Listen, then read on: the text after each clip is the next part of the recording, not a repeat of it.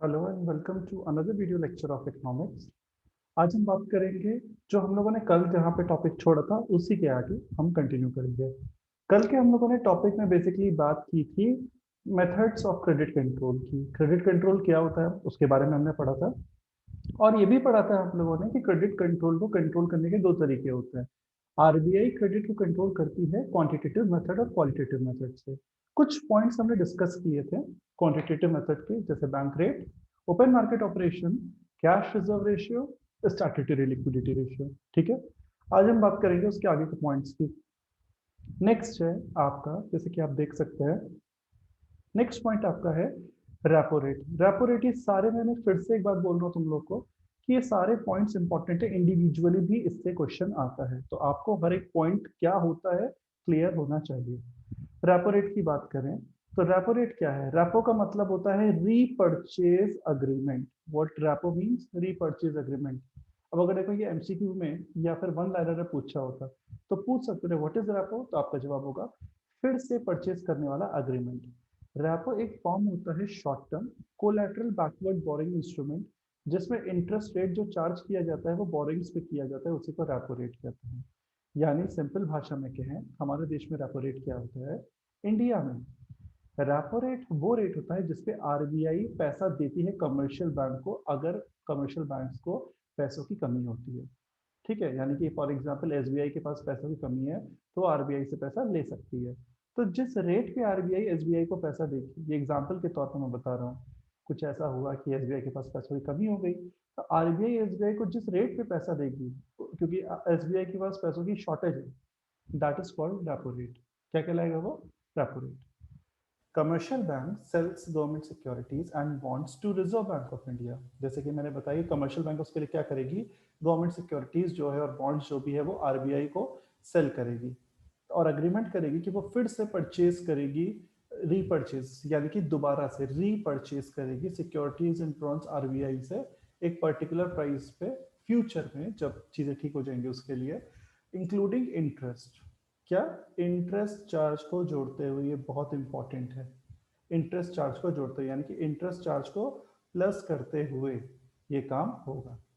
ठीक है, तो ये हो गया आपका किसकी बात? रेपो रेट की। अब देखो करंट रेपो रेट बताया है कि इसमें हमने दिया है कि भाई फेब्रुवरी का जो लास्ट रेपो रेट था वो था 5.15%। यानी कि सिंपल सी बात करें, जब भी बैंकों के पास, किसी भी कमर्शियल बैंक के पास पैसों की होती है कमी, तो वो क्या करती है? सिंपल बात करें, एसबीआई के पास हुई पैसों की कमी, उसने आरबीआई से मदद मांगी, उसने आरबीआई से क्या किया? पैसे मांगे, क्योंकि उसके पास पैसों की कमी है। तो जिस रेट पे आरबीआई एसबीआई को पैसा देगी कैसे? प्लस रेट ऑफ इंटरेस्ट के साथ, यानी कि वो जो रेट ऑफ इंटरेस्ट है वो एक रेट होगा जो कि रेपो रेट कहलाएगा, यानी कि इसी रेट के बेसिस पे आरबीआई उससे पैसा उसको प्रोवाइड करेगी कमर्शियल बैंक को, क्योंकि उनको पैसों की जरूरत है। ठीक है, और उसमें एक तरीके का कह सकते हैं ये वादा होगा कि भाई सिक्योरिटीज बेचेगी तो हम दोबारा सिक्योरिटी बैंक कहते हैं कि हम खरीदेंगे with interest charge, this is called repo rate. ये रेपो रेट ओवरऑल कहलाता है। ठीक है, नेक्स्ट है इसी का जस्ट उल्टा, क्योंकि नाम में ही क्या लिखा हुआ है? Reverse repo rate. क्या लिखा हुआ है? Reverse repo rate. देखिए इसमें बोला भी है reverse repo is the name suggest, opposite है रेपो रेट के। रिवर्स का ही मतलब क्या हो गया? उल्टा, ऑपोजिट, यानी कि जस्ट ऑपोजिट।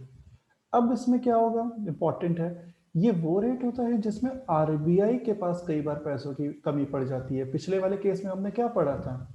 पिछले वाले केस में कमर्शियल बैंक, जिसका हमने example state bank of India लिया था, उसके पास पैसों की कमी थी और वो आरबीआई से पैसे ले रहा था, तो जिस रेट पे ले रहा था वो था रेपो रेट। अब उल्टा हो गया, क्योंकि कंडीशन क्या है?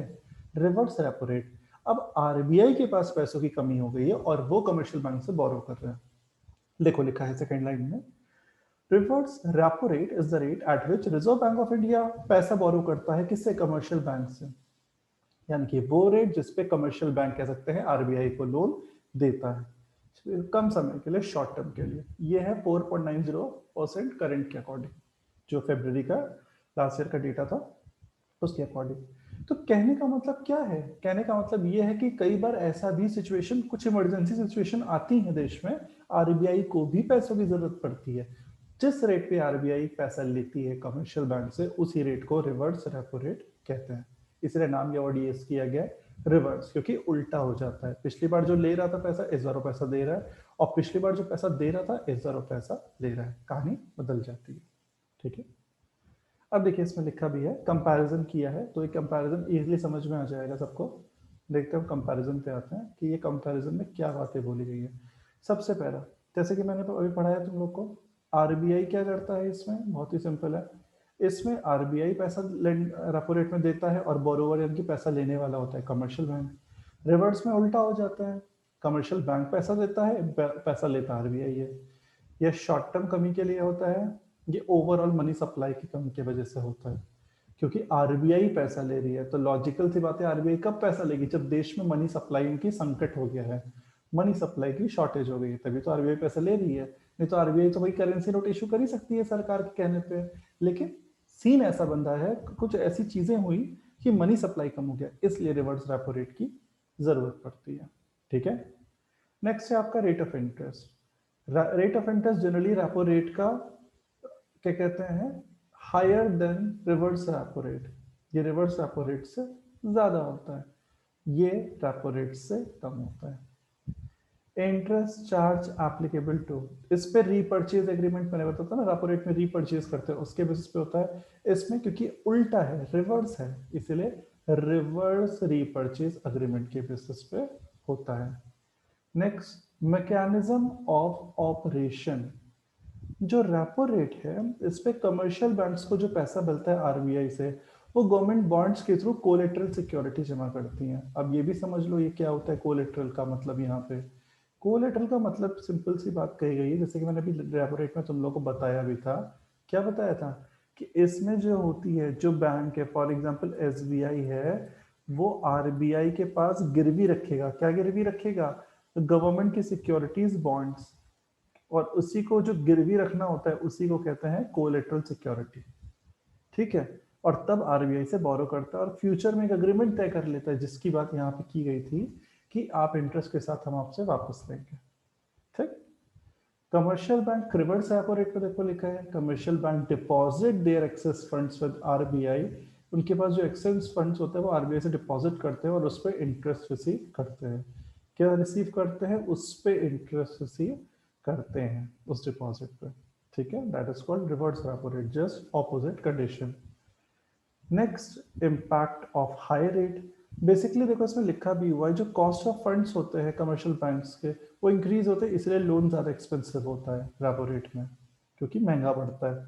वहीं पे रिवर्स रेपो रेट में अगर देखें तो मनी सप्लाई इकोनॉमी में कम हुई है, जिसकी वजह से कमर्शियल बैंक के पास ज्यादा सरप्लस फंड्स पार करने की हिम्मत होती है विद आरबीआई। ऑब्वियस सी बात है, अगर आप दे रहे हैं लोन या अपने फंड्स का शॉर्टेज जो है, सरप्लस शॉर्टेज पूरा करने के लिए आरबीआई को दे रहे हैं, तो कहीं ना कहीं मनी सप्लाई की कमी की वजह से वो हो रहा है। बात समझ में? तो ये चीज यहाँ पे बोली गई है।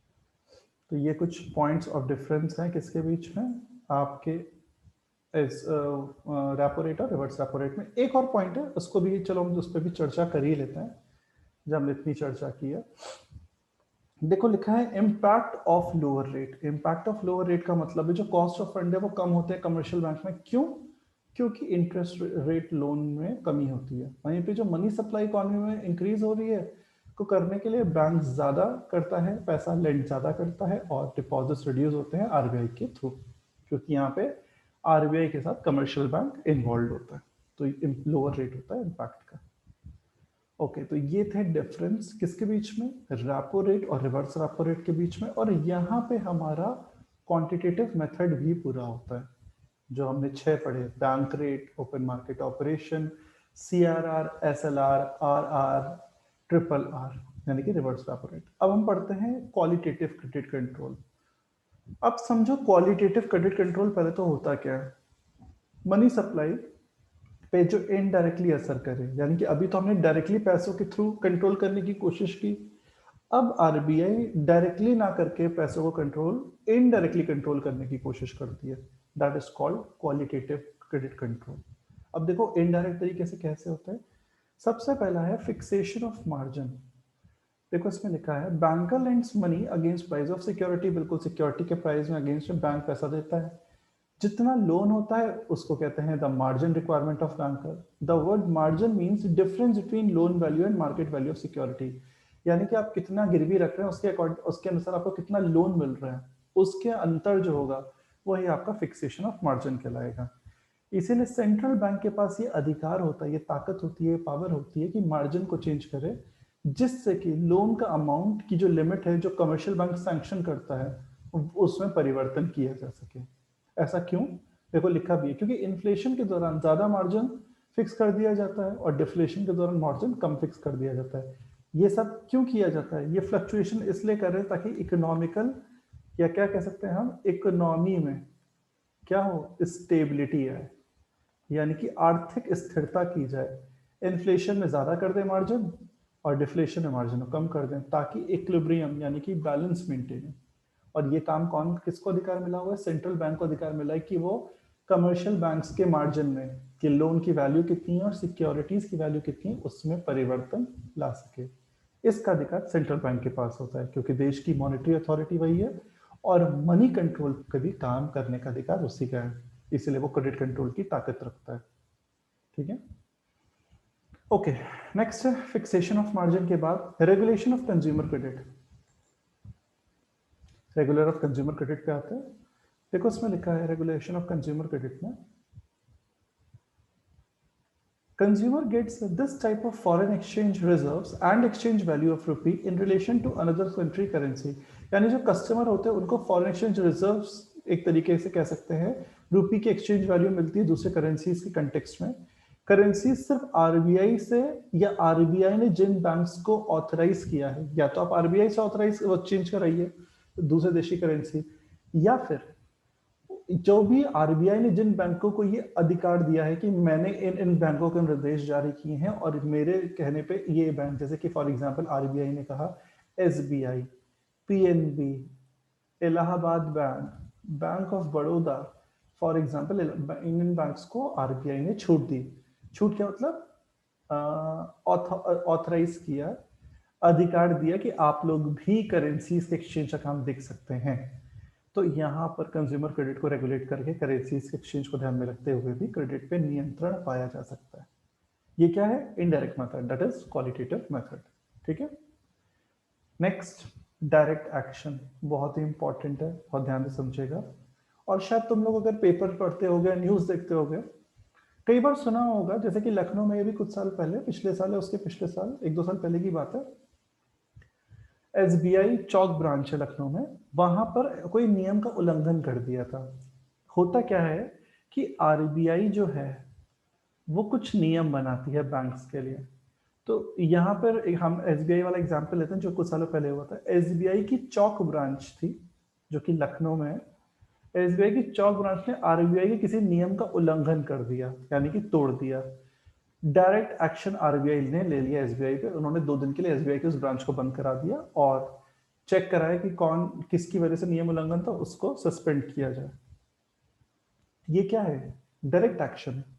जब भी आरबीआई के बनाया हुआ नियम कानून कोई भी तोड़ेगा तो उस पर डायरेक्ट एक्शन आरबीआई लेने के अधिकार रखती है।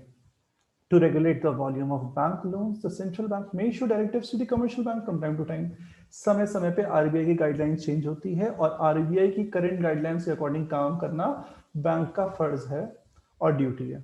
यानी कि हमें आरबीआई की ये बात समझ में नहीं आई तो हम नहीं करेंगे, ऐसा नहीं है। आपका मूड पे नहीं है, आप कितने बड़े बैंक भी हों, आप आरबीआई के बनाए हुए नियम कानून को आपको पालन करना है। नहीं करोगे तो एक्शन ले लिया जाएगा। The directives may be in the form of oral or written statements or appeal or warning। बिल्कुल किसी भी फॉर्म में डायरेक्शन हो सकते हैं आरबीआई के। By means of this directive RBI increase decrease कर सकता है वॉल्यूम ऑफ क्रेडिट। इसी इंक्रीज अपने जो नियम कानून है उसके अनुसार आरबीआई चेंज कर सकता है और क्रेडिट को कंट्रोल करने के लिए। और जिसने नियम नहीं माना उस पर एक्शन, जेल, बैंकों को समय के लिए बंद कर देना, कार्य रोक देना, पेनल्टी चार्ज करना। There are so many types of कह सकते हैं डायरेक्ट एक्शंस लिए जा सकते हैं। ठीक है, तो ये था आपका डायरेक्ट एक्शन। आते हैं नेक्स्ट उस पर, which is your rationing of credit. अब देखो रैशनिंग ऑफ क्रेडिट में क्या है, रैशनिंग ऑफ क्रेडिट में बोला गया है it is a method of regulating and controlling purpose of which credit is guaranteed by the commercial bank. एक ऐसा मेथड होता है आरबीआई का जिसमें वो आरबीआई क्या करता है, क्रेडिट को कंट्रोल करने का, क्रेडिट पे मॉनिटर करने का या क्रेडिट पे नियंत्रण पाने का तरीका अपनाता है कि क्रेडिट की गारंटी कमर्शियल बैंक के द्वारा कराया जाता है। अब वो कैसे करता है ये देखो, दो तरीकों से एक मेथड है जिसमें कंट्रोल किया जाता है क्रेडिट को कमर्शियल बैंक की गारंटी के द्वारा। क्या करता है इसमें, क्या किया जाता है, ये दो टाइप के होते हैं, variable portfolio ceilings, variable capital asset ratio. बहुत ध्यान से समझना।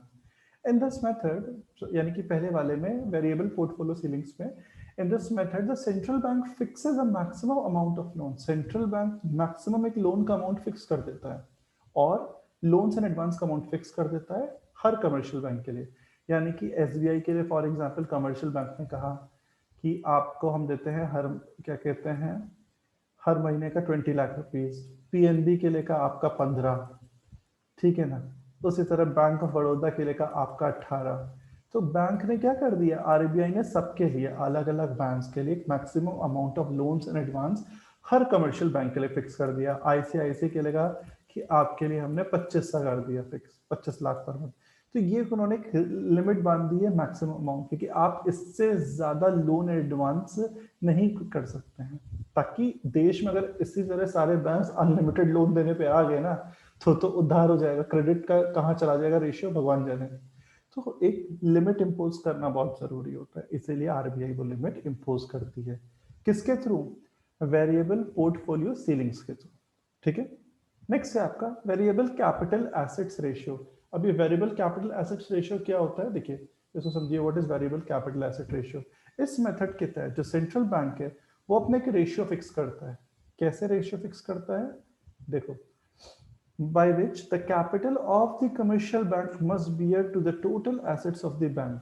यानी कि सेंट्रल बैंक एक रेशियो तय करता है, फिक्स करता है एक रेशियो, कैसे कि जो भी कमर्शियल बैंक का कैपिटल होगा वो total assets of the bank को बियर करेगा। कैपिटल में टोटल एसेट्स ऑफ जितने भी हैं बैंक के वो उसमें इंक्लूड हो या बियर किए जाए। By changing these ratios the credit can be regulated. यानी कि कैपिटल से वो एसेट्स को जोड़ रहा है और मर्ज करने के लिए कह रहा है कि उसमें उसे इंक्लूड करेंगे, जिससे कहीं ना कहीं क्रेडिट पे डायरेक्टली और इनडायरेक्टली नियंत्रण पाया जाएगा। किसमें, वेरिएबल कैपिटल एसेट्स रेशियो में।